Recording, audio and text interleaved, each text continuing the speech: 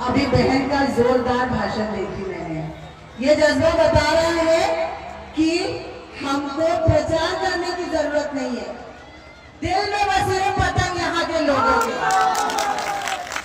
मैं जब गई थी, मैं देहातों में गई इतने अंदर तक, और लोगों को वहां पे मतलब देखी कि बस पतंग ही पतंग बोल रहे हैं, बाकी उनको कुछ नहीं चाहिए। बस उनको चाहिए ये जो हमारे भाई है वो फिर से जीते। भाइयों, ये इलेक्शन आया है, ये इलेक्शन है हमारे वजूद का इलेक्शन, इतना याद रखिए। हमको इस बार इलेक्शन में जो भी सुविधा है उसको छोड़ के वजूद के बारे में सोचना है। आप खुद जानते हो हमारे साथ आज पूरे मुल्क में क्या हो रहा है, हमारे को किस दर्जे सताया जा रहा है, किस दर्जे हमारे ऊपर तशद्दुद होती है, ये सारा हिंदुस्तान देख रहा है। यहाँ पे 20 साल हाथ वाले आए, लेकिन अब्दुल को सिर्फ झंडा उठाने दिए। उसके बाद 15 साल आए आपके लालू, उस वक्त अब्दुल का थोड़ी तरक्की हुई और उसको दरी बिछाने बोले, लेकिन अब अब्दुल जाग गया है। अब अब्दुल को हिस्सेदारी चाहिए।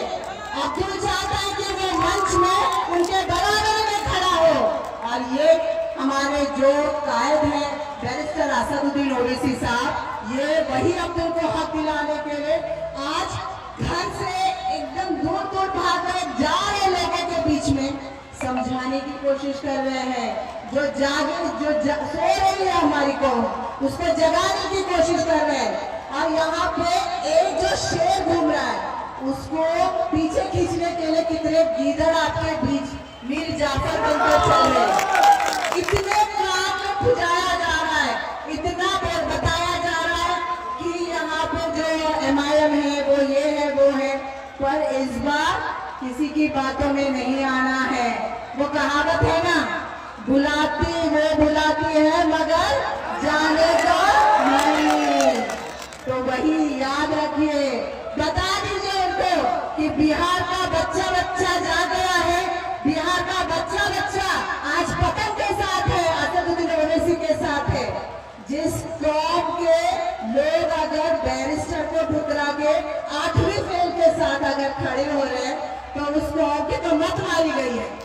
बैरिस्टर जिसकी जो सदन में आवाज उठाते, जिसका लोहा खाने जो अपना MP मानता है, जो इतनी बारीकी से बातें बताते हैं, उस बैरिस्टर का हाथ पकड़ लीजिए।